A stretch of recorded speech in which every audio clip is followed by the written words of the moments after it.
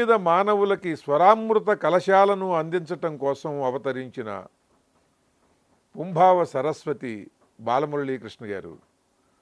ఆయన నేను రాసిన 7 పాటలను స్వరపరిచి ఆయనే పాడారు. అవి తెలుగు శంఖారావం పేరుతో ఈ ఛానల్లో విడుదల చేస్తూ బాలమురళీ గారి గురించి సమగ్రంగా తెలిసిన మ్యూజికాలజిస్ట్, అంతర్జాతీయ కవి రోచిష్మాన్ గారిని కూడా ఈ కార్యక్రమానికి ఆహ్వానించాను. నమస్కారం అండి. నమస్కారం అండి. మీరు సంగీతంలో విశేషమైనటువంటి ప్రజ్ఞ ఉన్నవారి కంటే కూడా ఎక్కువగా సంగీతాన్ని విశ్లేషిస్తూ ఇటు ఇళయరాజా, ఏఆర్ రెహమాను వంటి ఈనాటి ఉద్దండుల దగ్గర నుండి ఆనాటి మహారాజపురం విశ్వనాథయ్యర్ గారు, చెంబయ్య వైద్యనాథ భాగవతార్ గారు, ఇటు వీరి సంగీతాన్ని కూడా విశ్లేషిస్తూ ఉంటారు. వాట్సాప్లో మీ వ్యాసాలన్నీ చూస్తూ ఉంటాను. అసలు అటువంటి ఆ టెర్మినాలజీ ఎవరు ఉపయోగించటం, ఆ పరిభాష ఎవరికి తెలియదు. సంగీత పరిభాష అంత అద్భుతంగా మీరు విశ్లేషణ చేస్తుంటారు. పైగా లింకులు కూడా పంపిస్తుంటారు. ఆ పాటలు విన్నప్పుడు మీరు చెప్పినటువంటిది యథార్థమని ఆ పాట చెబుతూ ఉంటుంది. మొట్టమొదటగా పుంభావ సరస్వతి ఆయన అవతారమూర్తి అని నా అభిప్రాయం అండి. నా బాలమురళీకృష్ణ గారి మీద ఆ మహాత్ముని కంఠస్వరానికి, ఇతర గాయకుల కంఠస్వరాలకి, ఆయన విద్వత్తుకి ఇతరుల విద్వత్తుకి ఉండేటువంటి భేదము, ఈయన ఎందుకని ప్రత్యేకంగా సంగీత విద్వాంసులు అందరిలో కూడా 5-6 తరాల విద్వాంసుల అందరిలో కూడా ప్రత్యేకంగా సుస్పష్టంగా ఏకైక విద్వాంసునిగా కనిపిస్తున్నారు. వీటి గురించి మీరు తెలియజేయాలనుకుంటున్నారు. ముందుగా ఆయన్ని ఇలా మీ ముందు అందరి ముందు స్మరించుకోవటం నా పూర్వజన్మ భాగ్యం అని నేను అనుకుంటున్నాను. మామూలుగా తమిళ్లో ఒక మాట ఉంది, అంటే ఆయన్ని అభినందించగలిగే వయస్సో, విద్వత్తో, విషయమో, అర్హతో లేనప్పుడు ఆయన పేరు మనకు తెలియడమో, లేకపోతే ఆయన బతుకున్న కాలంలో మనము ఉన్నామనుకోవడమో మన పూర్వజన్మ భాగ్యం. ఈ మహనీయుడు, మహానుభావుడు, మహాకళాకారుడు వీటన్నిటికీ మించిన, వీటికి అతీతమైన ఇంకంటే అద్భుతమైన కళాకారుడు, మరి ఇంకేదో కొత్త పదం అనేదో కనుక్కోవాలి బాలమురళి గారి గురించి. ఇంకా సాంకేతికంగా మాట్లాడితే బ్యారిటోన్ అంటారు, BARITONE, అంటే అసలైన పురుషగాత్రం. మామూలుగా పురుషగాత్రం అనే విషయంలో మన వాళ్ళకి ఇంకా సరైన అవగాహన రాలేదు. అంతర్జాతీయ ప్రమాణాల ప్రకారం బ్యారిటోన్ అనేదే పురుషగాత్రం. కర్ణాటక సంగీతానికి సంబంధించి రూఢిగా కాకపోయినా దాదాపుగా మనకి బాగా పరిచయమైన, బాగా తెలిసిన బ్యారిటోన్ బాలమురళీకృష్ణ గారిది. అంతకుముందు విద్వత్ ఉన్నవాళ్ళు ఉన్నారు. ఇంకా గట్టిగా చెప్పుకోదలుచుకుంటే 1910 ప్రాంతంలో కర్ణాటక సంగీతానికి ఒక రకమైన స్తబ్దత వచ్చింది. సమాజంలో దానికి కొంచెం విలువ తగ్గిపోయింది. అంటే త్యాగయ్య, ముత్తుస్వామి దీక్షితర్, లేకపోతే శ్యామశాస్త్రి వీళ్ళ దశ తర్వాత. ఒక్క నిమిషం అండి, బ్యారిటోన్ అన్నారు కదా, పురుషగాత్రం అంటే కంఠస్వరానికి సంబంధించిందే, అది రాగ ప్రకటనకి సంబంధించి? కంఠస్వరానికి సంబంధించింది. అంటే మనం ఆ గాత్రం జాతి అనుకోవచ్చు, అంటే ఆ గాత్రం తీరు అనుకోవచ్చు. అంటే హెవీ బేస్ వర్గీకరణ అంటే బేస్ వాయిస్ అంటాం, అంటే కింద మంద్ర స్థాయిలో అనుకోవచ్చు. ఆ మంద్రస్థాయి మామూలుగా పురుషగాత్రం బ్యారిటోనే, అంటే అది వ్యాకరణబద్ధంగా మన సాంకేతికంగా చూసుకుంటే. ఇప్పుడు మనకి ఎస్వి రంగారావు గారి గాత్రం అది బ్యారిటోన్, ఎన్టీ రామారావు గారి గాత్రం బ్యారిటోన్, పృథ్వీరాజ్ కపూర్ హిందీలో ఆయన బ్యారిటోన్. ఇలాగా అసలైన పురుషగాత్రం బ్యారిటోన్ అనుకోవాలి. అంటే స్థాయి ఎదుగుతున్న, పైకి వెళుతున్న కొద్దీ అది టెనార్ అయిపోతుంది. టెనార్ పైనకి వెళ్ళిపోతే స్త్రీ గాత్రం అయిపోతుంది. ఇప్పుడు పరమ లలితంగా ఉండేటువంటి కోమల స్వరాలతో ఉన్నటువంటి పాట పాడినప్పుడు కూడా మరి చాలా లాలిత్యం కనిపిస్తుంది కంఠస్వరంలో. ఆయన భావనలో తెచ్చుకుంటారు, అది దాన్ని ఇంటోన్ చేస్తారు, ఇంటోనేషన్ అంటాం దాన్ని మనం. అంటే ఆయన స్వతసిద్ధంగా ఇప్పుడు మన మొహం ఇలా ఉంటుంది అనుకోండి, కోల మొహం, గుండ్రటి మొహం అని, ఆ తీరులో చెప్తున్నాను. ఆయనది బ్యారిటోన్. ఓహో. ఇది కర్ణాటక సంగీతంలో బ్యారిటోన్ రావడం ఆయనతోనే మొదలైందని అనుకుంటున్నాను. ఓ. అంటే నా పరిధి ఉన్నంత వరకు. అంతకు ముందు వాళ్ళు అంటే ఇంత వాయిస్ ఉన్నంత మాత్రాన అది బ్యారిటోన్ అంటానికి లేదా? కదా, వాయిస్ ఉంటే బ్యారిటోనే. ఇప్పుడు 100 కిలోలు ఉంటే అది 100 కిలోలే.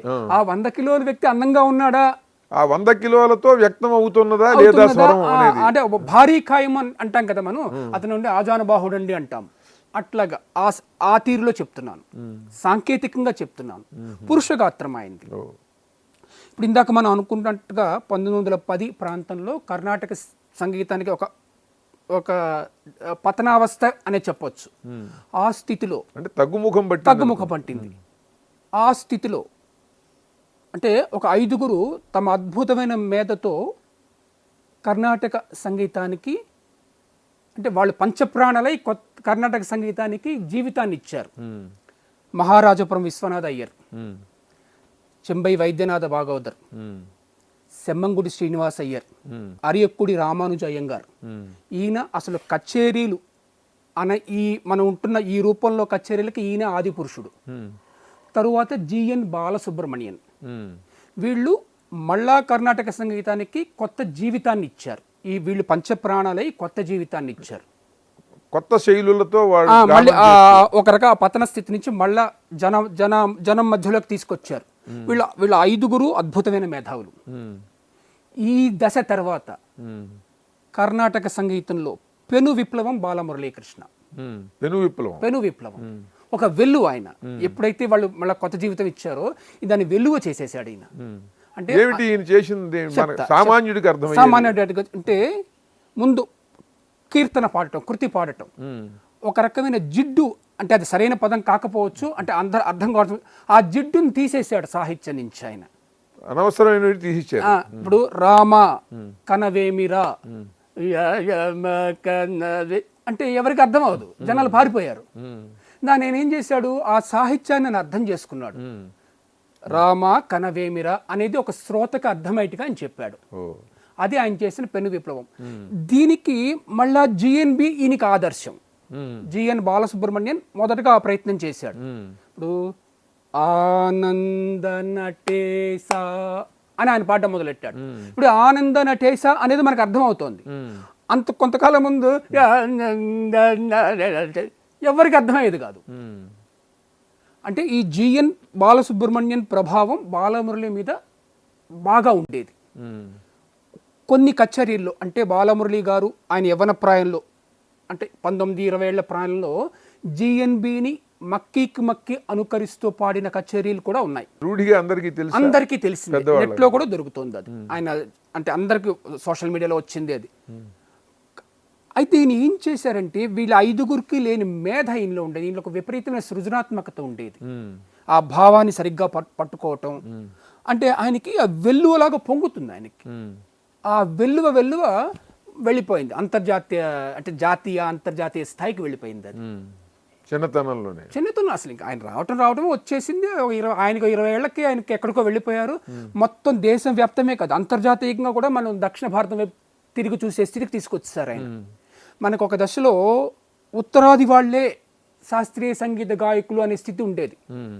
ఆమీర్ ఖాన్ కానివ్వండి, లేకపోతే ఇలా టుమ్రీలు పాడిన బడే గులాం అలీ ఖాన్ కానివ్వండి, లేకపోతే ఇలా ఒక్కొక్కళ్ళుగా వాళ్ళకి ఘరానాలని ఉంటాయి, కిరాణా ఘరానా, పాటియాలా ఘరానా అని. అంటే దక్షిణాదిలో ఎవరూ లేరు అనుకునే స్థితి వచ్చేసింది. అక్కడి నుంచి మొత్తం ఆయన కదిలించేశాడు. మేము ఇక్కడ ఉన్నాం చూసుకోండి అని. ఈయన జుగల్బందీలు కూడా చేసేవారు, గొప్పగా చేసేవారు. భీమ్సేన్ జోషి, అజయ్ చక్రవర్తి వీళ్ళందరితో. పండిట్ జస్రాజ్, కిషోరి అమోన్కర్, ఒక్కళ్ళు కాదు, నా పక్కన కూర్చో, నువ్వా నేను చూసుకుందాం. అట్లాగా ఒక దశ తిప్పటి కర్ణాటక సంగీతం అంతా ఒక వెల్లువైపోయింది. నాకు ఈ సందర్భంగా అండి రోజిష్మాన్ గారు, పండిట్ జస్రాజు గారు గురువు గారు చేసినటువంటి జుగల్బందీ, రామరావణ యుద్ధం మనం చూడలేదు కానీ రామరావణ యుద్ధంకి సాటి రామరావణ యుద్ధమే అని కదా పోలిక. అంటే అంత యుద్ధం ఎవరు చేయలేదని వీరోచితంగా. నాకు పండిట్ జస్రాజు గారు గురువు గారు, ఈయన్ని మించిపోతున్నాడు ఆయన అని అనిపిస్తుందండి. ఆయన మించిపోతాడు ఈయన, మళ్ళీ వెంటనే ఈయన మించుతాడు ఆయన. అలా వాళ్ళిద్దరూ కూడా రెండు ముఖాలతో సరస్వతీదేవి రెండు ముఖాలు అంతే. నాట్యం చేసినట్టండి. అలాగే మహాతల్లి సరస్వతి స్వరూపిణి కిషోరి అమోన్కర్ బాలమురళీకృష్ణ గారి జుగల్బందీ జన్మధన్యం అండి.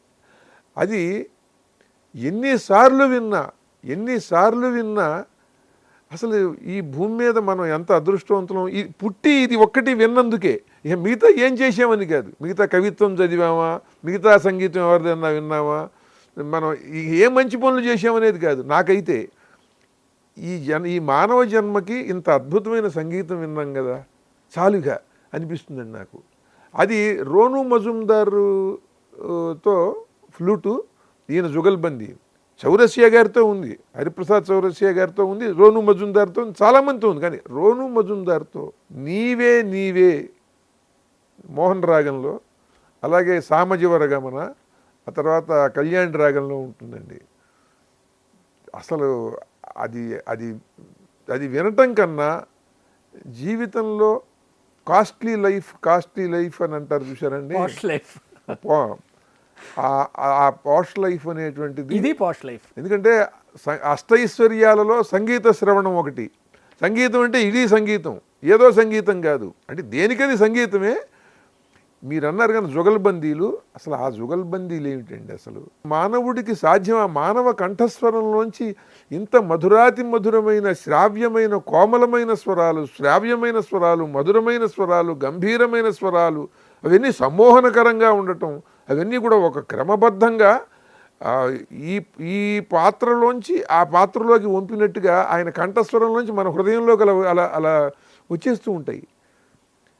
ఇటువంటి ఒక పరమాద్భుతమైనటువంటి స్థితిని అనుభవించి నేను ఆయన ఒక అవతార మూర్తిగా భావిస్తానండి. మీరు అమ్మవారు అన్నారు కాబట్టి ఒక మాట ఇక్కడ చెప్తాను నేను. ఆదిభట్ల నారాయణ దాస్ గారు ఒక చోట అంటారు అమ్మవారితో, నా నాలుక అద్దం మీద పూని నిన్ను నువ్వు చూసుకో అని. ఆహా. ఆదిభట్ల నారాయణ దాస్ గారు అంటే ఆయన పాతకాలపు భాషలో వాడారు కాబట్టి నేను దాన్ని ఇప్పుడు వ్యవహారికం చేసి చెప్తున్నాను. చాలా భావంతో నా నాలుక అద్దంను పూని నిన్ను నువ్వు చూసుకో అమ్మా అని. అట్లాగా సంగీత సరస్వతి అమ్మవారు బాలమురళీకృష్ణ గారిని పూని తనను తాను చూసుకుంది. ఆయన జయదేవుడి అష్టపదులు మీరు అన్నారు చూసారా, వాళ్ళ పాట్యాల ఘరానా ఉంటుంది, పూనా ఘరానా ఉంటుంది, ఏవేవో రకరకాలుగా ఉంటాయి. వాళ్ళలో వాళ్ళు నిష్ణాతులు, వాళ్ళు మహానుభావులు. అక్కడ ఈయన చేసినటువంటి జయదేవుడి అష్టపదులు చూస్తే అసలు నేను అడిగానండి ఆయన్ని. నాకు ఒక 12 సంవత్సరాలు దాదాపు ఆయనతో సహచర్యం. గొప్ప విషయం. 2004 నుండి 2016 వరకు, ఆయన వెళ్ళిపోయే వరకు కూడా బాగా చాలా ఆత్మీయంగా నన్ను చూసేవారు ఆయన. మీరు భాగ్యవంతులు. ఆ విషయంలో మామూలుగా కాదు, నాకు సరస్వతీదేవితో సంచరిస్తున్నట్టే ఉంటుందండి.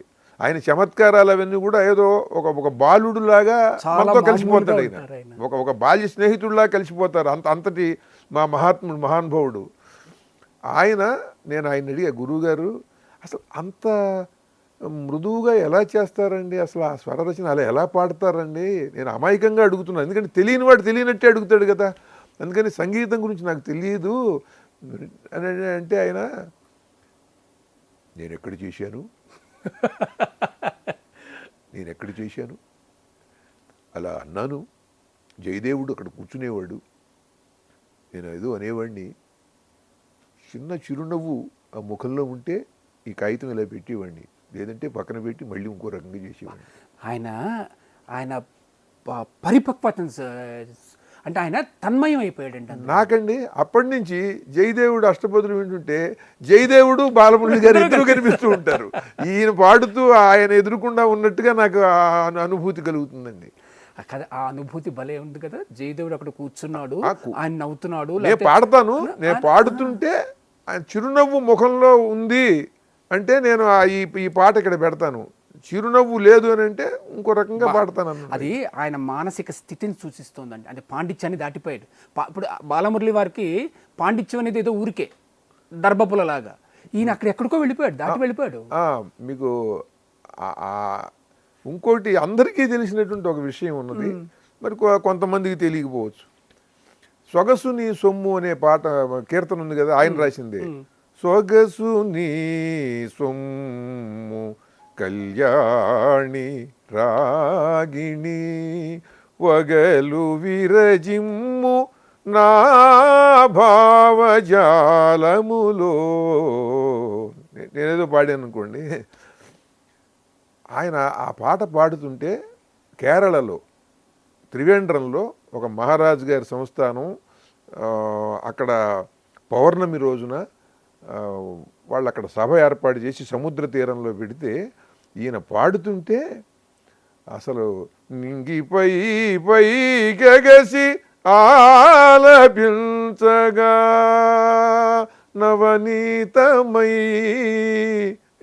ఆయన ఆ గమకాలు అసలు ఆ రాగం ఆ ప్రస్తారం అవి చేస్తుంటే ఒక 16 ఏళ్ల అమ్మాయి సర్వాభరణ సుందరి అయి తెల్లని పట్టుబరికిని ఇవి వేసుకుని తెల్లని వస్త్రాలు వేసుకుని పెళ్లి కూతురులాగా పాపిడి గొలుసు పెట్టుకుని ఆ మహారాజు బంధువర్గము, ఆయన శ్రేయోభిలాషులు, రసజ్ఞులు అందరి మధ్య నుంచి అలా వచ్చి ఈ పక్కన కూర్చుందిట.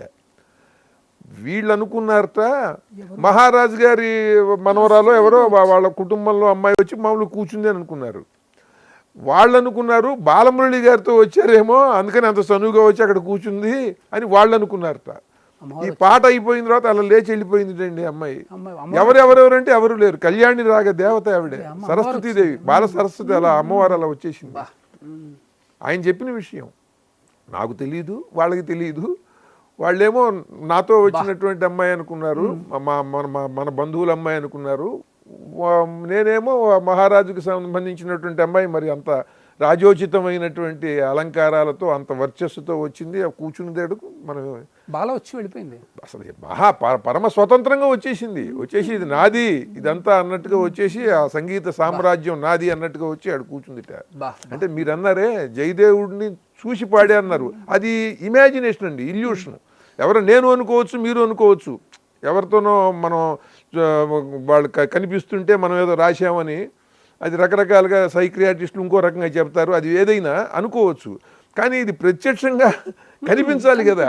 చాలా గొప్ప విషయం, ఇది మామూలు విషయం కాదు. అదే ఆయన దాన్ని ఏదో అంటారు, పండిపోయి ఇంకెక్కడికో వెళ్ళిపోయారు, ఆయన తాదాత్మ్యం పొందారు, అసలు ఏదో వచ్చేస్తారు. అసలు మీరు పండిపోయి అన్నారు చూసారా, అనగానే శరీరం రోమాంచం అవుతుందండి.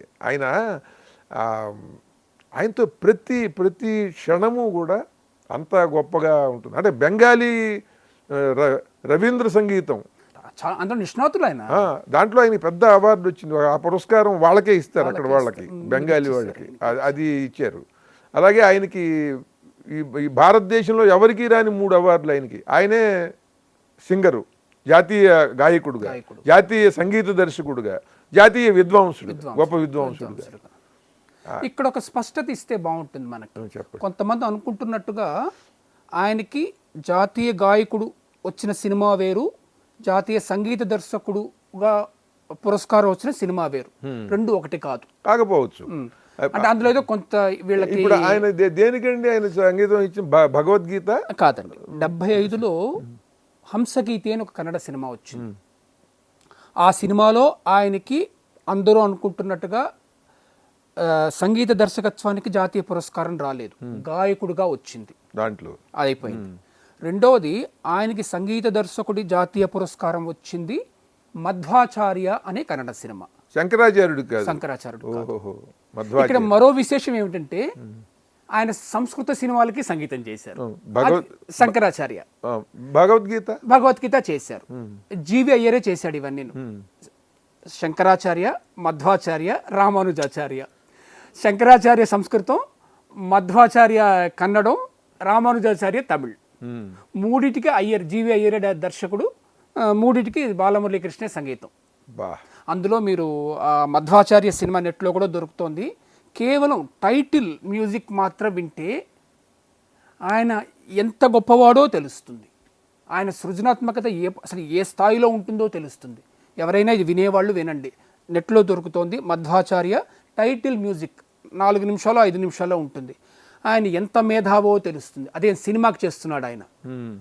ఒక శాస్త్రీయ సంగీత పండితుడో విద్వాంసుడో అవన్నీ కాకుండా సినిమాకి చేస్తున్నప్పుడు ఎంత మేధ వాడతాడో ఆయన. ఆయనకి మేధ అనేది ఊరికే అండి. మనం ఇంకా చెప్పుకోవాలంటే మన పప్పు వండినట్టుగా ఆయనకి మేధ అనేది అది ఊరికే వచ్చేస్తుంది ఆయనకి. ఆయన ఆ స్థితికి ఆయన ఎక్కడికో వెళ్ళడానికి మేధ మీద ఆయన కాలు పెడతాడు అంతే.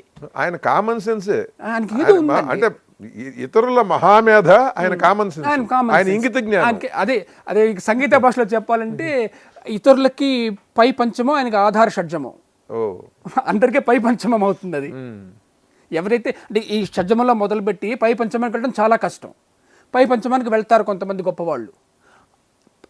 బాలమురళి గారికి అది ఆధార షడ్జమం, అక్కడే కాలు బట్టి ఇంకా పైకి వెళ్తాడు అనమాట. ఇంకా మనం చూసుకోవాలి ఆయన ఎక్కడికి వెళ్తాడు అనేది. ఏమండి, ఇక సదాశివ బ్రహ్మేంద్ర కీర్తనలు చూస్తే ఒకసారి ఇక్కడ త్యాగరాయ గాన సభలో ఆయన కచేరీ ఏదో పెట్టుకున్నారు, వాడ్రేవు వాళ్ళు, వాడ్రేవు ఆయన, ఈయనకి సన్మానం, ఈయన నన్ను అక్కడికి రమ్మన్నారు. నేను అక్కడికి వెళ్ళి కింద కూర్చున్నా. అక్కడ గొప్ప గొప్ప విద్వాంసులు, నూకల సత్యనారాయణ గారు, శేషాద్రి గారు, చాలా పెద్ద పెద్ద విద్వాంసులు అండి. ఇక్కడ ఉండేటువంటి వాళ్ళందరూ కూడా అక్కడ కింద కూర్చున్నారు. కూర్చున్న తర్వాత ఆయన కార్యకర్తలకు ఏదో చెప్పారు, చెప్తే నన్ను పిలవమన్నారు. నన్ను పిలిస్తే నేను కూడా ఆ వేదిక మీద కూర్చున్నా, ఏదో బిక్కుమంటూ కూర్చున్నా. ఎందుకంటే నాకు తెలియని విషయంలో, అసలు మనకు ఏం తెలియని విషయంలో కూర్చోవాలి.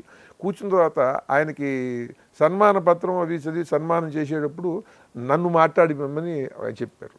వాళ్ళు నన్ను పిలిచి బాలమురళి గారి గురించి మాట్లాడమన్నారు. ఏం మాట్లాడాలండి, కింద మహావిద్వాంసులు ఉన్నారు, ఏది మాట్లాడినా అటు ఇటు పై తెలియని విషయం. ఆయనకి నా మీద ప్రేమ ఉంది, వాత్సల్యం ఉన్నది, అందుకని నేను అక్కడికి వెళ్ళగలిగాను తప్ప ఆ స్థాయికి నాకు తెలియదు. ఆయన్ని నేను అక్కడ ఒకటి చెప్పా, తెలుసో తెలియకో, చాలామంది సదాశివ బ్రహ్మేంద్రుల వారి కీర్తనలు పాడితే నేను విన్నా. అందరూ ఫిబ్రవరి రామరసం ఇట్లాంటివన్నీ చాలా పాడారు. కానీ ఒక కీర్తన మాత్రం బాలమురళీ కృష్ణ గారు మాత్రమే పాడింది విన్నా, ఇంకెవరు పాడింది నేను వినలా. అది ఆయన తప్ప ఇంకెవరు అలా పాడలేరు అని నాకు నమ్మకం. నాకు సంగీతం రాదు, నాకు శృతులు తెలియవు, అనుభూతి. ఆయన ఎందుకు రాశాడో తెలియదు సదాశివ బ్రహ్మేంద్ర కీర్తన, అసలు అది ఎందుకు కీర్తన రాశాడో తెలియదు. ఎందుకనంటే పిబరే రామరసం జనన మరణ భయ శోక విదూరం సకల శాస్త్ర నిగమాగమ సారం అని ఇంత మృదువుగా, ఇంత హాయిగా, ఇంత ఒక ధారగా రాసినటువంటి ఆయన తద్వజ్జీవత్వం బ్రహ్మణి తద్వజ్జీవత్వం యద్వత్తోయే చంద్రద్విత్వం యద్వన్ముకురే ప్రతిబింబత్వం తద్వజ్జీవత్వం బ్రహ్మణి తద్వజ్జీవత్వం. ఇదేదో ఒక శాస్త్ర వాక్యంలాగా ఉన్నదా, కీర్తనలాగా ఉందే చెప్పండి మీరు? శాస్త్రవాక్యంలో ఉంది, శాస్త్రవాక్యంలాగా ఉంటుంది. పైగా అది తర్కశాస్త్రానికి సంబంధించినలాగా ఉంటుంది. వేదాంత శాస్త్రం కూడా ఇంత జటిలంగా ఉండదు, ఇంత క్లైష్టంగా ఉండదు. దీన్ని ఆయన పాడిన విధానం ఎలా ఉంటుందంటే, మీరు అన్నారు వెన్నపూస చేసేసాడు ఆయన దీన్ని. మీరు ఇంత ఉక్కు ముక్క ఇస్తే ఆయన దాన్ని అలా చేత్తో పట్టుకుని వెన్న ముద్ద చేసేసాడు. అది ఎవరు అలా పాడలేరు, ఎవరు అలా పాడలేదు. ఆ కీర్తన ఇంతవరకు నేను వినలేదు ఇంకొకళ్ళు పాడింది. అది నేను సాహసించి చెప్పా, పాడలేరు సాహసించి చెప్పా. నాకు శృతులు ఇవి తెలియదంటే నూకల సత్యనారాయణ గారు, ఆయన మహానుభావుడు, అయినా శృతిలో పాడుతున్నారన్నాడు కింద నుంచి. యద్వజ్జీ తద్వజ్జీవత్వం బ్రహ్మణి తద్వజ్జీవత్వం యద్వత్తోయే చంద్రద్విత్వం యద్వన్ముకురే ప్రతిబింబత్వం తద్వజ్జీవత్వం బ్రహ్మణి తద్వజ్జీవత్వం. అది తద్వజ్జీవత్వం బ్రహ్మణి తద్వజ్జీవత్వం యద్వత్తోయే చంద్రద్విత్వం యద్వన్ముకురే ప్రతిబింబత్వం తద్వజ్జీవత్వం. ఎలా అయితే అద్దంలో నీ ప్రతిబింబం కనిపిస్తున్నదో అలాగే పరమాత్మ ప్రతిబింబంగా జీవుడుగా ఉన్నాడు. ఎలా అయితే యద్వత్తోయే, ఎలా అయితే నీటి యందు ప్రతిబింబత్వం, యద్వత్వోయే చంద్రద్విత్వం, ఇద్దరు చంద్రులు కనిపిస్తున్నారు, పైన ఒకడు కింద ఒకడు. అట్లాగే ఆ పైన పరమాత్మ ఉన్నాడు, కింద ప్రతిబింబం నీలో ఉన్నాడు అని. ఇటువంటి వేదాంత భావాన్ని, అద్వైత వేదాంత భావాన్ని ఆయన ఒక సిద్ధాంతంలాగా ఆయన రాయటం ఏమిటి? దానికి అసలు కీర్తన లక్షణమే లేదు నాకు తెలిసి. అయితే అవును, అంటే తాత్విక ఆవిష్కరణ లాగే ఉంది, ఒక తాత్విక సిద్ధాంతం అది. వేదాంత అద్వైత తాత్విక సిద్ధాంతాన్ని ఆయన ఒక 2 ముక్కల్లో రాశాడు. రాస్తే దాన్ని పరమాద్భుతంగా చెప్పాను కదా, ఉక్కు ముక్క ఇస్తే ఉక్కు బంతి, బంతిని ఉక్కు గుండుని ఇస్తే వెన్నముద్ద చేసేసాడు ఆయన. అలా చాలా ఆశ్చర్యకరంగా ఉంటుందండి నాకు. ఆయనకి విపరీతమైన సాహిత్య జ్ఞానం అండి. అయ్యో, అంటే ఆయన ఎంత సాహిత్య జ్ఞానం అంటే త్యాగయ్య కందని కొన్ని ఎత్తులకు ఆయన వెళ్ళగలిగాడు. ఇప్పుడు త్యాగయ్యే సాహితీమూర్తి, మనం ఆ మాట అనకూడదు. కానీ మీకు ఒక మాట చెప్తా ఇక్కడ సాహసించి, త్యాగరాజస్వామి వారి దాంట్లో కవిత్వాన్ని మనం చూడలేము. కవిత్వాతీతమైనటువంటిది. ఎందుకంటే ఎందరో మహానుభావులు, అందరికీ వందనములు అని ఆయన వాళ్ళు అన్నాడంటే ఇవాళకి మళ్ళీ ఇంకోడు ఎవడో ఏమనలేడు. అసలు దానికి అసలు దీటుగాను సాటిగాను లేకపోతే కవిత్వాతీతమైనటువంటిది, కవిత్వంతో కొలవలేనటువంటిది త్యాగరాజస్వామి వారి కీర్తన అండి. కవిత్వంతో చూడండి దాన్ని, కేవలం అనుభూతి, భక్త్యావేశం, రామభక్తి తత్పరత, అనుభూతి. సంగీతంలో, సాహిత్యంలో ఆయనకున్నట్టు ఆ భక్తి తత్పరత, అనుభూతి ఉంది. బాలమురళి గారిది అలా కాదు. కవిత్వానికి కవిత్వం స్పష్టంగా కనిపిస్తుంది. మధుమత్తనయనములు మై మరచి అరమోడ్చే, తెలియకుండా ఎట్లా ఉంటుందండి అది. మధుమత్త నయనములు ఏమిటి అసలు చూడండి, ఎంత పొయిటరీ ఉంది దాంట్లో. మధుమత్త నయనములు ఎట్లా? మధుమత్త నయనములు అంటే మీరు ఏమన్నా ఎట్లా చూసిందో మీరు మళ్ళీ అపార్థం చేసుకుంటారని మై మరచి అరమోడ్చే, అది ఎవరో మహాచిత్రకారుడు బొమ్మ వేస్తే ఒక పరమ సౌందర్యవతిని అలా ఉంటుందండి. అవునండి. అలాగే ఆ చమత్కారం కూడా చాలా చాలా తమాషాగా జనానికి దగ్గరగా ఉంటుందండి అది. అంటే ఆయనకి సాహిత్యం మీద అభినివేశము, అంటే అభిరుచి దాటిన అభినివేశము బాగా, అంటే సరిగ్గా ఉండబట్టే ఆయన కీర్తనని సరిగ్గా పాడారు. ఆ సరిగ్గా పాడటం కర్ణాటక సంగీతానికి ఒక మంగళాన్నే చేకూర్చింది. మంగళాన్ని అంటే మీరు చెప్తున్నా, నేను 2002-2003 ప్రాంతంలో ఇక్కడ శిల్పకళా వేదిక ఉంది కదా హైదరాబాద్లో, అక్కడ కిషన్ రావు గారని ఆయన స్పెషల్ ఆఫీసర్గా ఉండేవారు, కమిషనర్గా, మహానుభావుడు. మంచి కార్యక్రమాలు పెట్టించేవారు ఆయన. ఆ రోజున మా సాహిత్య కార్యక్రమం ఉంది, బాలమురళి గారిని మేము ముఖ్య అతిథిగా పిలిచాం. ఆయనది ఇక్కడ కచేరీ జరిగింది అంతకు ముందే అక్కడ.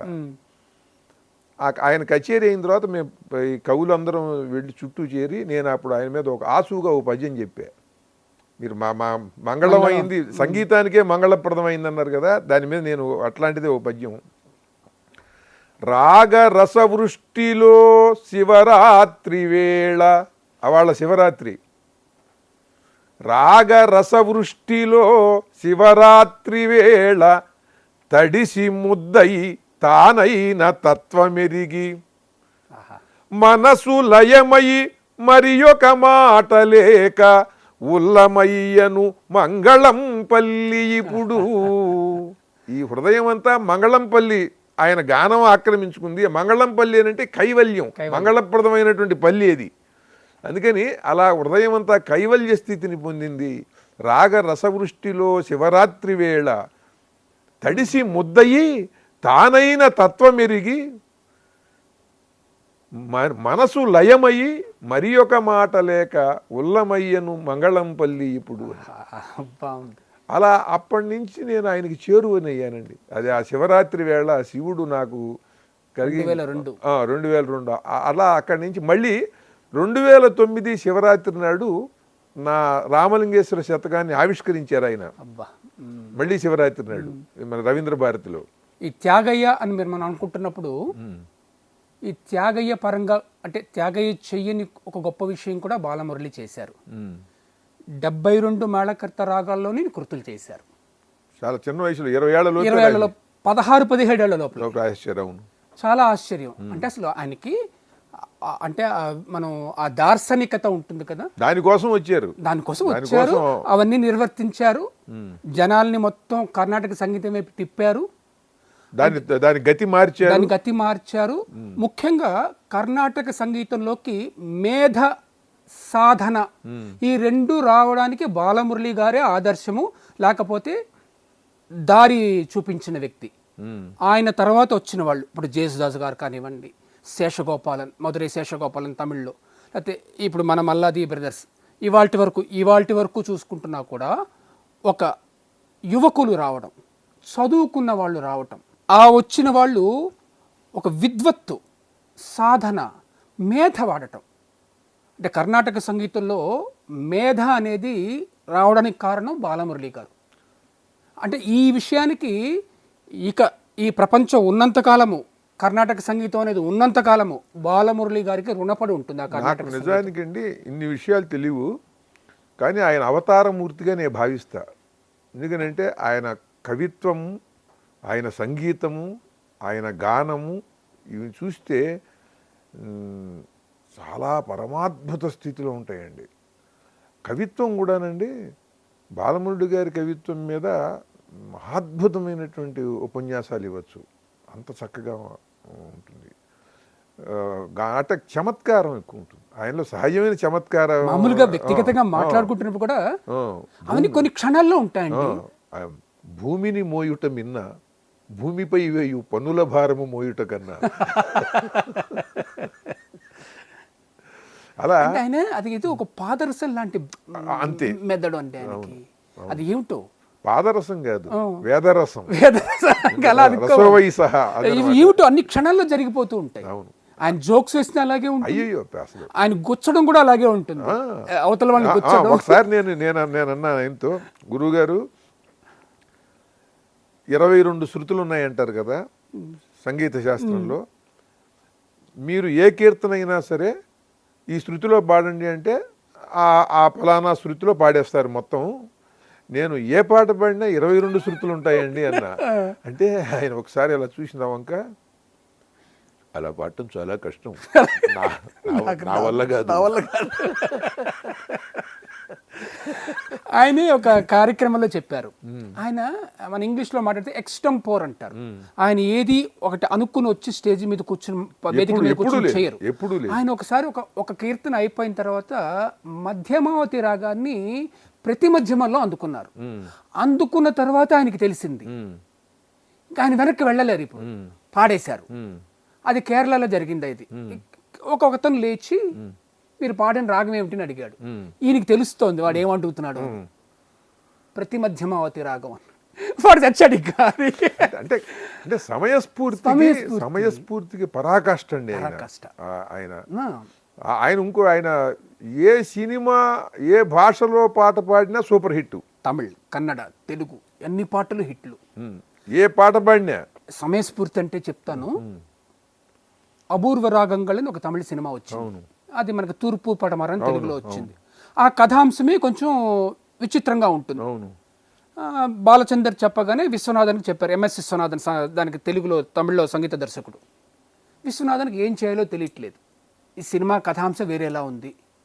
సరే బాలమురళి కచేరీకి వెళ్ళారట విశ్వనాథన్. కచేరీ అయిన తర్వాత వస్తూ లేకపోతే ఒక రేడియో కార్యక్రమానికి వెళితే బాలమురళి గారికి నమస్కారం చేసి, ఇలా సందర్భం ఉంది, నన్ను ఏం చేయమంటారు అని, మహతి రాగంలో చేసుకో అని. అంటే గంటన్నరో బాలచందర్ విశ్వనాథన్కి కథ చెబితే విశ్వనాథన్ 2-3 రోజులుగా ఆలోచిస్తూ ఏం చేద్దామో అనుకుంటే ఈయనకి చెప్తే ఆ మరుక్షణం ఆయన చెప్పాడట. మామూలుగా మనకి రాగాల్లో ఔడవ రాగం, షాడవ రాగం, సంపూర్ణ రాగం అని ఉంటాయి. 5 స్వరాలు, 6 స్వరాలు, 7 స్వరాలు. ఇక్కడ ఆ సినిమా సందర్భము కథాంశము అలా కాదు, అంటే మామూలుగా ఉండే విషయం కాదు అది. బాలమురళి గారు 4 స్వరాలతో మహతి అని ఒక రాగం సృజించారు. మహతి 4 స్వరాలు ఉంటాయి. ఆ 4 స్వరాలు ఆయనకు పాడి వినిపించి ఇందులో చేసుకోని చెప్పి వెళ్ళిపోయారు ఆయన. విశ్వనాథన్ ఆశ్చర్యపోయి వచ్చి ఆ 4 స్వరాల్లో ఒక అద్భుతమైన పాఠం చేశారు. అంతే, అతిశయ రాగం అని ఆనందరాగం మొదటి రెండు స్వరాలు అయిపోయింది, మొత్తం పాట అంతా అయిపోయి ఉతికేశాడు ఆయన. చాలా గొప్పగా ఉంటుంది, చాలా గొప్పగా చేసేది, చాలా బాగా పాడారు. విచిత్రంగా ఉంటుంది. విచిత్రంగా ఉంటుంది అంటే ఏ పాటల ప్రభావము ఏ రాగ ప్రభావం కనిపించదు దాని మీద. అంటే ఆయన సమయస్ఫూర్తి చూడండి, ఈ 2 రోజులుగా ఈయన ఆలోచిస్తున్నాడు ఏం చేద్దామని. అంతే కదండి. మరి ఈయనేమి తక్కువవాడు కాదు. ఎంఎస్ విశ్వనాథన్ అంటే మహాగాను గొప్పవాడు ఆయన. విశ్వనాథన్ ఆభోగి రాగానికి చాలా గొప్పగా చేస్తారు. బాలమురళి గారికి కలై కోయిల్ అనే సినిమాల్లో భలే చేశారు. స్వరాలు తెలియటం వేరు, స్వర కాదు, స్వర లక్షణము అసలు ఆ రాగ సారాన్ని పిండిచ్చారు ఆ పాటలో, సినిమా పాటలో. అది దేనికి పనికొస్తుంది అనేది తంగరథం అలాగా బాలమురళికి పాడిస్తున్నారు. ఏం చేయాలి, ఆ భోగిని తీసుకొచ్చారు. చాలా అరుదైన రాగం అప్పటికి. ఆ తర్వాత ఇళయరాజా లాంటి వాళ్ళు వాడారు, రెహమాన్ లాంటి వాళ్ళు వాడారు. కానీ అప్పటికి అది చాలా అరుదైన రాగం. భారతదేశంలోనే విశ్వనాథానికి ముందు అన్ని ఎక్కువ పాటలు లేవు. ఆయన ఇంకోటి ఏదో ఒకటే చేశారు. అట్లాగా అంటే అసలు ఆ బాలమురళి అంటేనే ఆయన చుట్టూ ఒక విద్వత్తు, ఆ కాంతి వలయం అలా ఉంటూనే ఉంటుంది. ఆయన సినిమా పాటలు ఏ భాషలో పాడినా సూపర్ హిట్ కదండి. ఏ భాషలో పాడినా. తెలుగులో ఆయన చివరిగా పాడినటువంటి పాట నేను రాసిన పాట, నా అదృష్టం. జై సత్యసాయి అని కోటి రామకృష్ణ గారు సినిమా ప్రారంభించారు. అది సగం షూటింగ్ అయ్యింది, అది ఇంకా మిగతాది కూడా పూర్తి చేసి వస్తుంది. అది 14 పాటలు రాశా. ఇళయరాజా గారి మ్యూజిక్, ఇళయరాజా గారి మ్యూజిక్ లో బాలుడో భగవానుడో అని గురువు గారు పాడారు. అద్భుతమైన పాట. అంటే ఆయన చివరి వయసులో చివరిగా పాడిన తెలుగు పాట అది వస్తుంది. చాలా సంతోషం, నా అదృష్టం. ఈ కార్యక్రమం మూలంగా అందరికీ తెలుస్తుంది. ఆ తర్వాత నేను రాసినటువంటి తెలుగు శంఖారావం అని నేను చాలా పాటలు రాశా. దాంట్లోంచి 7 పాటలు తీసుకుని ఆయనే సంగీతం సమకూర్చి ఆయనే పాడారు. అవి ఇప్పుడు మనం ఈ జై తెలుగు ఛానల్ ద్వారా ప్రేక్షకులందరికీ అందిస్తాం. మీరు ఇంకొకటి ఆయన మీద కేసు ఒకటి వేశారు ఒకరు, ఆయన మీకు తెలుసు అది ఏమన్నా? చెప్తా. ఆయనకి సంగీతం రాదనే? కాదు. ఆయన విజయవాడలో ఉండి చెన్నైకి వెళ్ళారు. అవును. చెన్నైకి వెళ్ళిన తర్వాత ఆయన ఎప్పుడు కూడా విప్లవం, నేను ముందు చెప్పినట్టుగా ఆయన మనస్తత్వం ఆయన వైప్లవ్యశీల, ఆయన పెను విప్లవం ఆయన అసలు వైప్లవశీలత్వం, ప్రయోగశీలత్వం అయింది. మీరు చెప్తే నేను వినడమా అనేది కాదు, మీరు చెప్పింది తీసుకుంటాను, ఆ రాగం ఏదో శాస్త్రం చెప్పింది, పని నాది అనే వ్యక్తి ఆయన. అట్లాగే కొన్ని కచేరీలు చేసి అక్కడ ఆయనకి ఒక వర్గం ఏర్పడిపోయింది బాలమురళి మీద. ఆయన ఒక కొత్తదనం తీసుకొస్తున్నాడు కర్ణాటక సంగీతంలోకి. అప్పటికే సెమ్మంగుడి శ్రీనివాస్ అయ్యర్ ఒక ప్రముఖమైన వ్యక్తి, చాలా గొప్ప వ్యక్తి. ఆయనకు ఒక పెద్ద శిష్యగణం, ఆయనకు ఒక క్షేత్రపాలకుడు అక్కడ. ఆయన శిష్యులు ఏం చేశారు ఆయన్ని, వీడెవడో వచ్చాడండి అంటే, వీడు అనకూడదు, ఆయన ఎవరో వచ్చారు ఆ రోజుల్లో, ఆయన ఎవరో వచ్చారు తెలుగు వాడట అంటే, తమిళులు కదా, అసలు అది ప్రాబ్లం వాళ్ళకి అక్కడ. అట్లా వచ్చిన తర్వాత అప్పట్లో నిజానికి ఇంకో అవుట్ ఆఫ్ ద వే అయినా కూడా ఆయన తమిళనాడులో ఉండడం వల్లే బాలమురళి ఇంత విశ్వవిఖ్యాతమైన వ్యక్తి అయ్యారు. ఆయనే చెప్పుకున్నారు, ఆదరణకు అరవము అన్నమునకు ఆంధ్రము. ఆ రోజుల్లో వాళ్ళు కొంత ఏం చేశారు, ఎవరో తెలుగు వ్యక్తి వస్తున్నాడు కదా అంటే అది సెమ్మంగుడి దానికి కారణం అని అంటారు, కానీ వేసింది మాత్రం ఆయనే. అసలు ఇతను పాడైతే సంగీతం కాదు అని. మరి ఎట్టా దాన్ని కేసు వేశారు, కేసు జరుగుతుంది, సంవత్సరం తిరిగారు, అన్ని అయిపోయింది. చివరికి కేసు బాలమురళినే గెలిచారు. అది అప్పుడు తెలిసింది ఏమిటంటే, ఈయన చేస్తున్నది తప్పు కాదు, మీరు తప్పు చేస్తే నేను తప్పుడు వాడిని అవుతాను, నేను నా పద్ధతిలో దాన్ని పాడుతున్నాను. జడ్జికి తెలియాలి కదండి, అదే అంటున్నాడు. ఇప్పుడు నువ్వు ఆయన మీద కేసు వేయడానికి ఆయన ఏం చేస్తున్నాడు, శంకరాభరణం అని ఇంకేదైనా పాడుతున్నాడా? కాదు. శంకరాభరణం ఇలాగే పాడాలి నువ్వు చెప్పడం ఏమిటి? దానికి ఆ పరిధి ఉన్నది, స్వరాలు ఉంటాయి, ఆ పరిధి లోపల అతను ప్రయాణం చేస్తున్నాడు. అతను సృజనాత్మకత అది. మరి ఏమైపోయింది, కేసు సెమ్మంగుడి ఓడిపోయారు ఆ రోజుల్లోనే. ఆ తర్వాత నేను విన్నది ఏంటంటే, పురంధరదాస్ కీర్తన ఉన్నది ఒకటి, అది చాలా ఒక తమాషా సన్నివేశం. అది ఈయన పాడుతుంటే ఆయన వచ్చేట కేసేసిన ఆయన వచ్చి వెనకాల కూర్చున్నాడు, నారదగాన సభలోనో ఎక్కడో, మరి అది అప్పటికి ఇంకా నారదగాన సభ కట్టారు, ఉండకపోవచ్చు, ఎక్కడో ఒక సభలో ఉంటే ఈయన పాట కచేరీ చేస్తూ మధ్యలో కీర్తన అయిన తర్వాత కార్యకర్తను పిలిచి, ఆయన మహానుభావుడు, ఆయన్ని వెనకాల కూర్చున్నాడు, ఆయన తీసుకొచ్చి ముందు కూర్చోబెట్టండి అన్నట్ట. ఆయన తీసుకొచ్చి ముందు కూర్చోబెట్టారు. అప్పుడు ఈయన పురందరదాస కీర్తన ఒకటి కన్నడలో ఉన్నదాన్ని అప్పటికప్పుడు అనువాదం చేసి పాడాడండి. ఆ పాట భావం ఏమిటంటే, నిందలు కావలే, నిందించువారు కావలే, పందులు లేకుండి నా సందులు బాగుండునా. ఇది ఇది పురందరదాస కీర్తన కన్నడలో. దాన్ని ఈయన అనువాదం చేసి పాడారండి. అసలు ఈయనకున్నటువంటి పట్టుదల, వ్యంగ్యము అన్ని తారస్థాయిలో ఉంటాయి. అసలు ప్రేమ ఏది కూడా మీరు చెప్పారు చూసారా, అవతలవాడి పై పంచము ఈయన ఆధార సజ్యము చెప్పారు చూసారా, ఆధార సజ్యం అని.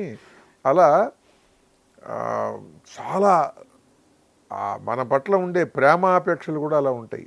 ఆ కేసు వేసిన ఆయన సెమ్మంగుడి అని మహానుభావుడు, మనం మొదట చెప్పుకున్నట్టుగా సంగీత దానికి పంచప్రాణాల్లో ఆయన ఒకరు. చివరి వరకు బాలమురళి మీద అభిమానం పోలేదు, ఆ అభినందన పోలేదు. ఆయన కచేరీలకి ఇందాక చెప్పినట్టుగా ఆయన కచేరీలకి వెళ్ళేవారు. అదేవిధంగా సెమ్మంగుడి కూర్చునుంటే బాలమురళి ఆయన పక్కన కూర్చోలేదు, ఎప్పుడు కిందే కూర్చునేవారు. కేసు గెలిచారు బాలమురళి అంటే రచ్చ గెలిచారు. సంస్కారం ఇద్దరి సంస్కారాలు అంటే రచ్చ గెలిచిన తర్వాత వ్యక్తికి అదుపు ఉండదు ఎవరికైనా. అలాంటిది ఇందాక మీరు అన్నారు కదా, ఆ మహానుభావుడు ముందు నేను ఎప్పుడు కూర్చునేవారు కాదు. చివరి వరకు అంటే సెమ్మంగుడి బతుకున్నంత వరకు కూడా సెమ్మంగుడి కుర్చీలో కూర్చుంటే బాలమురళి కింద కూర్చునేవారు. అది విద్య, అదే అమ్మవారు. చాలా చాలా పరమాద్భుతమైనటువంటి విషయాలు తెలియజేశారండి. నేను ఈ సందర్భంగా ఆయన మీద రాసినటువంటి ఒక పాట పాడతాను. ఇది మా పిల్లలే పాడారు ఆయన ఎదురుకుండా 2010లో. ఇప్పుడు నేను పాడతాను.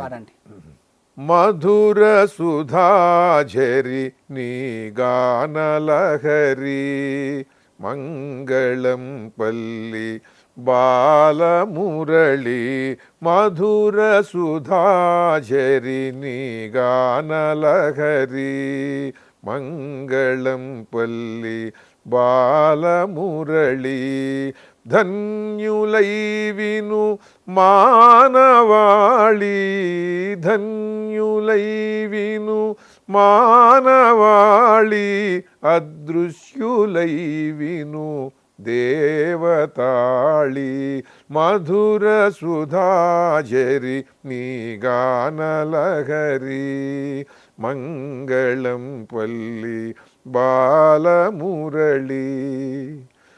త్యాగయ హృదయము అన్నమయ కవనము అర్ధమైనవి నీ స్వరమునా, శ్యామశాస్త్రియును పురందరదాసును కనబడినారు పద పదమునా, ముత్తు స్వామిని జయదేవ కవిని ముద్ర వేసితివి మా మనమునా, శివనారాయణ తీర్థుల కృతులకు జయశంఖమైతివి ఈ జగమునా, జయశంఖమైతివి ఈ జగమునా, మధుర సుధాఝరి నీ గానలహరి మంగళం పల్లి బాలమురళి. స్వరతాళములతోడ కరతాళములతోడ సల్లాపమాడును నీ తిల్లానా, జగమే రాగాల ఉయ్యాలలో ఊగు నీ జుగలు బందీల విను విందులోనా, ఆలోచనామృతమాపాత మధురము అనుపమము నీ వాగ్గేయ రచన, రసమయ భావాల కేళాకుళి నీ జానగళమున ప్రతిజావళి, మధుర సుధాజరి నీ గానలహరి మంగళం పల్లి బాలమురళి ధన్యులై విను మానవాళి ధన్యులై విను మానవాళి అదృశ్యులై విను దేవతాళి మధుర సుధాజరి నీ గానలహరి మంగళం పల్లి బాలమురళి. చాలా బాగుంది, సాహిత్యం బాగుంది. ఆయనకి మీరు ఏమనాలి, అంజలి కట్టించడం అనుకోవాలో లేకపోతే మీరు స్మరించుకుంటున్నారు ఆయన ఉండగానే రాసి ప్రస్తుతి గీతంగా పాడాను. ఇప్పుడు ఇది నివాళి అయిపోయింది వాడు. మహానుభావుడు అండి. అంటే మహానుభావుడు అంటే తప్పు ఇంకేదో. అప్పుడు చెప్పాను కదా మీకు ఇక్కడ త్యాగరాయ గాన సభలో, అప్పుడు నేను ఆయన మీద ప్రశంసగా ఒక పాట పాడా. విందామండి. గురువు గారిది ఏమి సేతురా లింగ పాట ఉంది కదా, చాలా బాగా తెలియని వాడు లేడు. ఆయన ఎంత గొప్ప విద్వత్ కీర్తనలు పాడినా కూడా మళ్ళీ ఎవరో వచ్చి కాగితం మీద రాసి దండం పెట్టి వెళ్ళి ఏమి సేతురా లింగ పాట. ఒక్క క్షణం మిమ్మల్ని నేను ఇది చేస్తాను. పవన్ కళ్యాణ్ పాడిన పాట అత్తారింటికి దారేదిలో బేట్రా ఈ సామి దేవుడు, అది కూడా కాదు. ఈ సినిమాలో బాగా మనకి జనరంజకమైన పాట బాలమురళి గారిదే. అవును, అచూనేది. అంటే ఆయన అంత జానపదాన్ని కూడా ఆయన అయ్యయ్యో. ఇప్పుడు నా అనుభవాలు చెప్తాను మీకు. తెలుగు శంఖారావం పాటలు ఆయన స్వరపరిచినవి నాకు చెప్పినవి, అప్పుడు ఆ అనుభవాలు చెప్తాను. ఇప్పుడు ఆయన మీద నేను ప్రశంసిస్తూ చెప్పండి. గురువుగారి మీద రాసిన పాట. ఏమి సేతురా మురళి ఏమి సేతురా ఏమి వేతురా మెడలో ఏమి వేతురా మా బాలమురళి మా జాతి వెలుగా ఏమి సేతురా నీకు ఏమి సేతురా వెల్లువయ్యే కృష్ణవేణి పరవళ్ళు తొక్కే గోదారి సుళ్ళు తిరిగే కావేరి చూపెట్టే గొంతు నీది ఏమి సేతురా నీకు ఏమి సేతురా ఏమి వేతురా నీకు ఏమి వేతురా. తెలుగు కన్నడ తమిళ్ హిందీ సంస్కృతం మలయాళ భాషలు ఎట్ట పలకాలో తెలిపే మొట్టమొదటి స్వరము నీది ఏమి సేతురా నీకు ఏమి సేతురా ఏమి వేతురా మెడలో ఏమి వేతురా. ఏడు స్వరముల ఎండి కొండ పలుకు పలుకున పసిడి కొండ దిక్కులే మార్మోగుతుండా ఉండిపో మా గుండె నిండా ఏమి సేతురా మురళి ఏమి సేతురా. ఏమి గమకములేమి చమకులు ఏడు స్వరములకెన్ని కులుకులు ఏమి స్వరములు ఏమి చమకులు ఏడు స్వరములకెన్ని కులుకులు ఎన్ని తళుకులు అద్దినావో అన్ని కోట్ల వందనములు ఏమి సేతురా నీకు ఏమి సేతురా. త్యాగరాజు శ్యామ శాస్త్రి ముత్తుస్వామి దీక్షితోరు ముగ్గురికి పక్కనుండే సద్దు గురువుల సామి నువ్వు.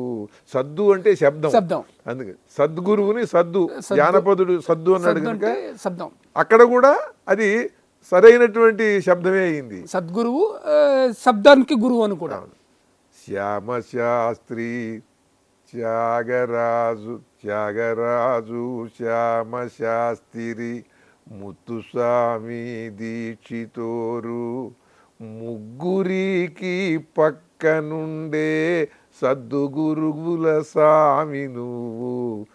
ఏమి చేతురా నీకు ఏమీ చేతురా మా బాలమురళి మా జాతి వెలుగా ఏమీ వేతురా మెడలో ఏమీ వేతురా. బాగుంది. ఆయనకి ఎన్ని వేసినా ఏం చేసినా సరస్వతీదేవికి ఎంత చేస్తే చేసినట్టు అంతే. ఆయన పుంభావ సరస్వతి. ఒకసారి నేను ధూళిపాళ్ళ మహాదేవమణి గారు మద్రాసు వస్తూ మద్రాసులో ఆల్ ఇండియా రేడియో స్టేషన్ ఆకాశవాణిలో మా కార్యక్రమాలు ఉన్నాయి. ఏదో అది అయిన తర్వాత బాలమురళి గారిని కలుస్తాను అని ఒక ఆలోచన. దానికి నేను ఫోన్ చేసి గురువు గారిని అడిగితే రండి మధ్యాహ్నం రండి 3 తర్వాత ఎప్పుడు వచ్చినా సరే అన్నారు. సరిగా అక్కడి నుంచి మేము వెళ్ళేప్పటికి అక్కడ బాగా ఆలస్యం అయిపోయింది ఆకాశవాణిలో. అక్కడి నుంచి ఈయన వస్తుంటే ఎక్కడ ఏం తీసుకెళ్ళటానికి కూడా ఏం లేవు. సరే ఆలోచించుకుని ఒక పద్యం ఒకటి మనస్సులో అనుకుని వెళ్ళిన తర్వాత మాట్లాడిన తర్వాత నేను అన్నాను, గురువుగారు మీకు అసలు పండు కూడా తీసుకురాలేదు, చూస్తేనేమో అవన్నీ వడిలిపోయి ఉన్నాయి పళ్ళు, ఏదో 1-2 దుకాణాల్లో మంచి పళ్ళు లేవండి, అందుకని నేను ఒక పద్యం చెప్తానండి అన్న. అంటే ఆయన వెంటనే పళ్ళు తెచ్చిన వాళ్ళందరూ ప్రేమతో వచ్చినట్ట, మీరు ప్రేమతో వచ్చారు, చెప్పండి పద్యం చెప్పండి.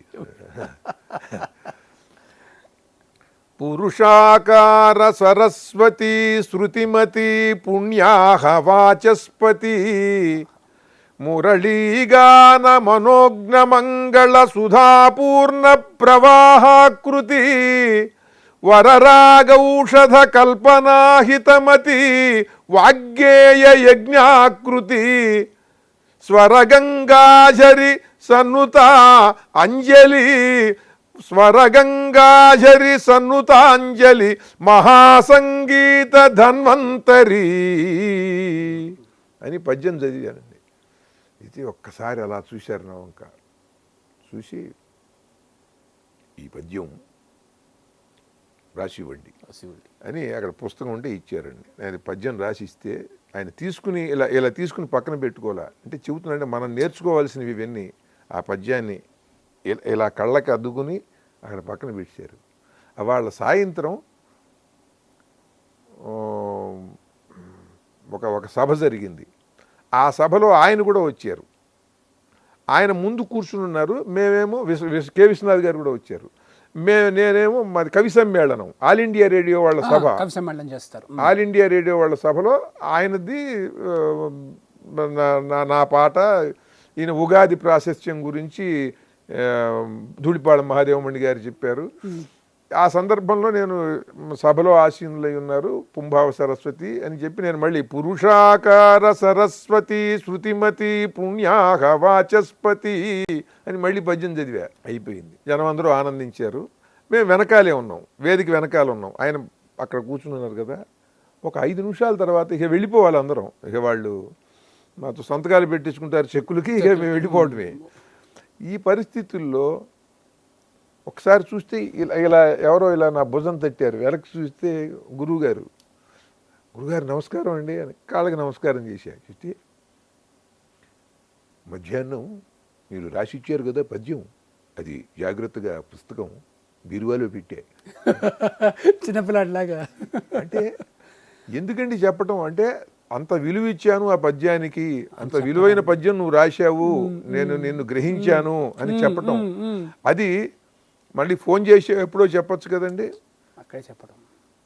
కింద కూర్చున్న ఆయన వేదిక మనం వెనకాల ఉన్నాం, వేదిక ఎక్కి వచ్చి నేను ఇటువైపు ఎవరితోనో మాట్లాడుతుంటే ఇలా భుజం తట్టి పిలిచి గురుగారు నమస్కారం అండి అంటే ఈ మాట చెప్పారు ఆయన.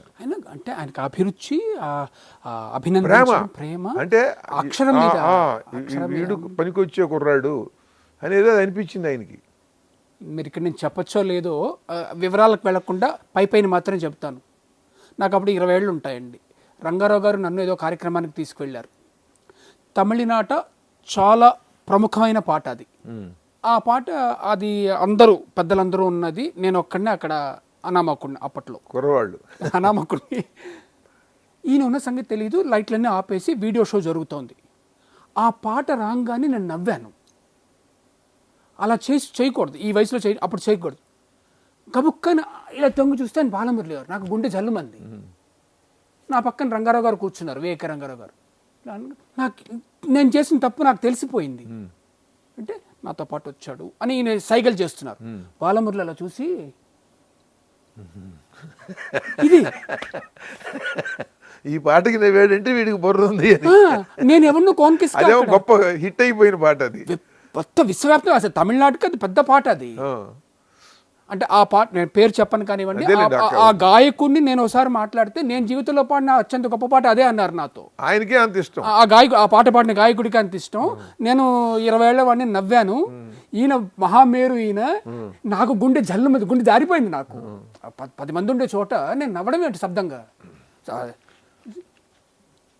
అన్ని ఎందరితో ఈ డింబక్కడ ఎవడోయి అంటే ఆయనలో ఇవన్నీ క్షణాల మీద జరిగిపోయాయండి. అంటే అంత గొప్పవారు ఆయన. అంటే ఇంతమంది గొప్ప పాట అనుకుంటున్నది, ఆయనకి ఏది గొప్ప పాటో తెలుసు ఆయనకి. నేను ఈ తెలుగు శంఖారావం పాటలు చేయాలని విజయ నిర్మాణ సంస్థ విశాఖపట్నంలో ఉంది. దాని విజయ్ కుమార్ గారని చాలా గొప్ప రసజ్ఞుడు ఆయన. చాలా ఎన్నో కోట్లు ఖర్చు పెట్టి ఈ సాహిత్యానికి సంగీతానికి ఎంతో ఆయన ప్రోత్సాహం చేస్తుంటారు, చేశారు. మహానుభావుడు. ఆయన ఒకసారి మా ఇంటికి వచ్చారు.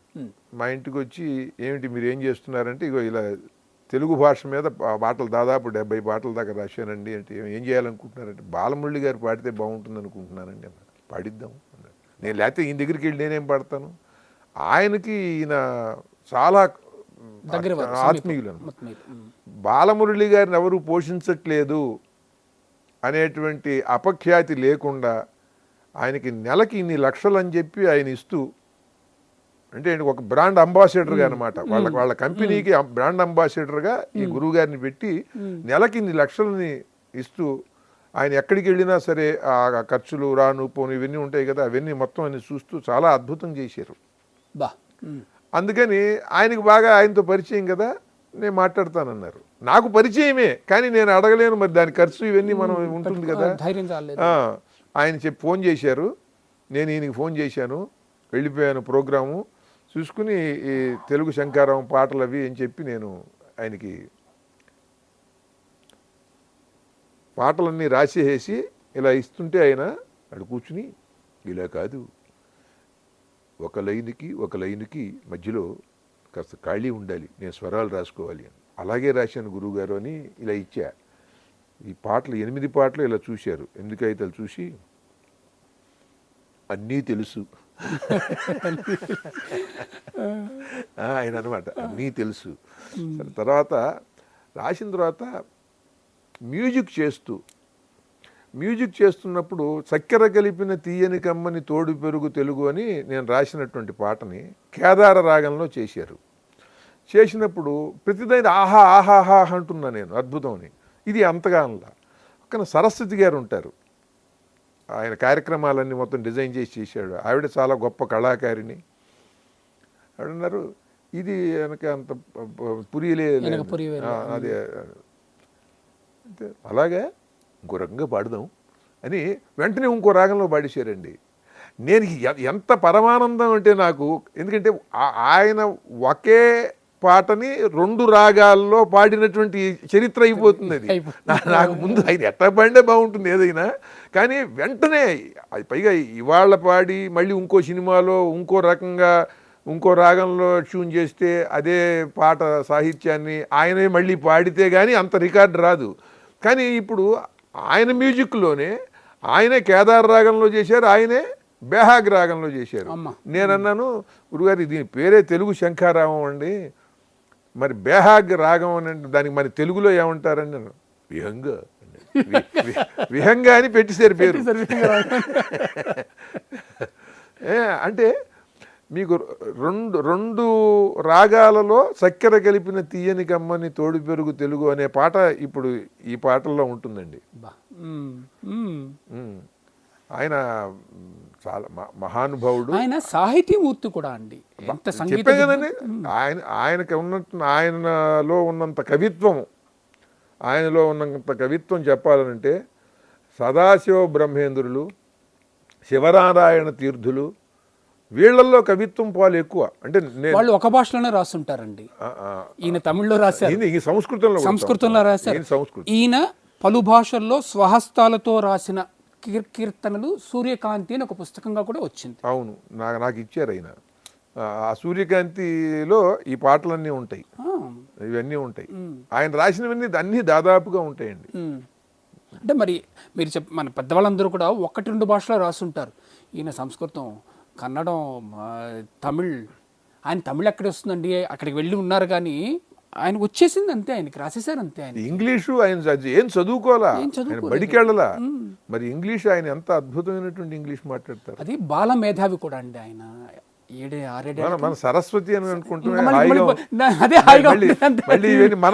మనల్ని ఆయన తగ్గించడం మనకి కానీ ఇది అమ్మవారి దగ్గరికి వెళ్ళినా సరే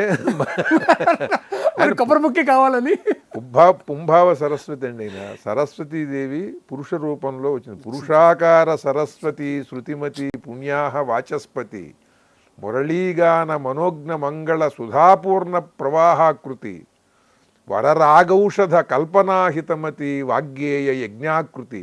వాగ్గేయ యజ్ఞానికి ఆకృతి అయిన వాగ్గేయ యజ్ఞాకృతి స్వరగంగాఝరి సనుతాంజలి మహాసంగీత ధన్వంతరి.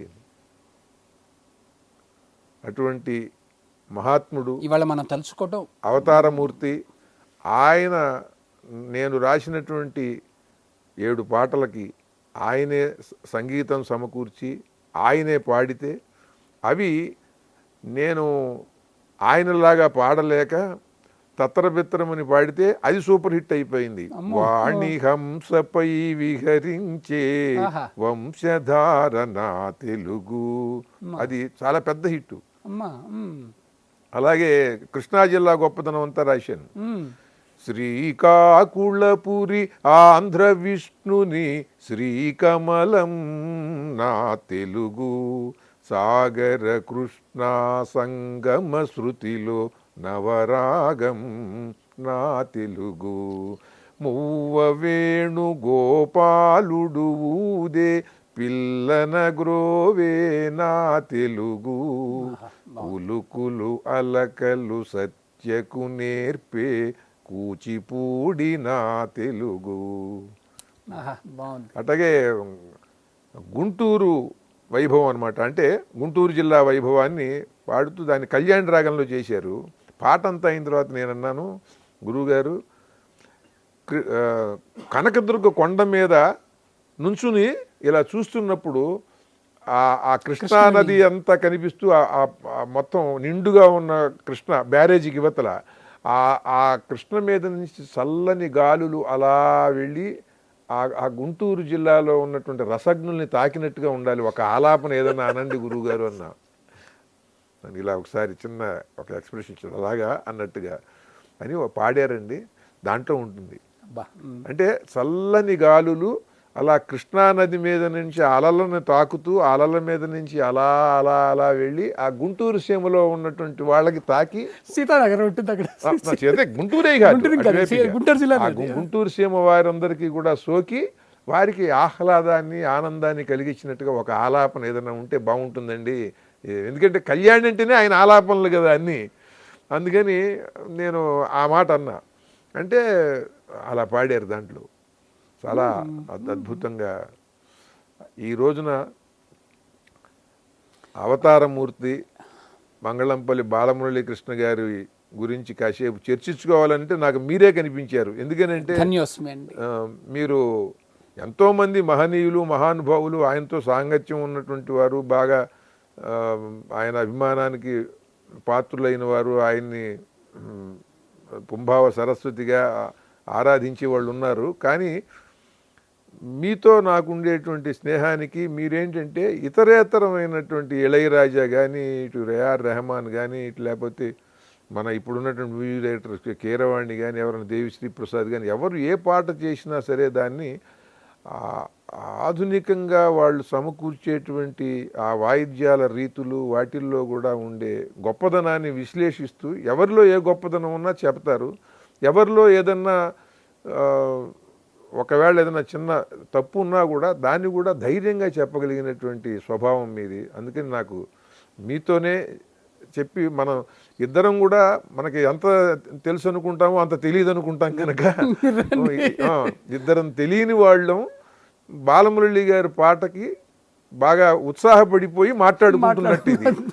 దీంట్లో ఏమన్నా మంచి విషయాలు ఉంటే వాళ్ళు రసజ్ఞులైనటువంటి వాళ్ళు గ్రహిస్తారు. మిగతా విషయాల్లో అయితే నేను ఇదేని సాధికారికంగా నేను చెప్పగలను, నేను మనం చెప్పలేము. కానీ బాలమురళి గారి విషయంలో మనం చాలా అమాయకంగా మాట్లాడుకున్నట్టు, ఆయన మీద ప్రేమతో, ఆయన మీద కృష్ణానది వెళుతుంటే, గోదావరి వెళుతుంటే మనం భక్తితో తీసుకుని దిగి ఆ నీళ్లు బాగున్నాయి అని చెప్పడమే. ఆయన మీద ఉన్న భక్తితో, ఆయన మీద ఉన్నటువంటి ఒక ప్రేమ, ఎరుకతో కాదు, అంటే భగవంతుని మీద కూడా ప్రేమ ఉంటుంది. చూసారండి, ఒక మీరాబాయికి వీళ్ళకి విపరీతం ఏంటంటే కేవలం భక్తి అనేటువంటిది దూరాన్ని ఇస్తుందండి. ప్రేమ దగ్గరతనాన్ని, వాళ్ళకి దగ్గరగా ఉండాలనేటువంటి భావం కల్పిస్తుంది కదా. వాళ్ళని సదా మననం చేసుకుంటున్నా.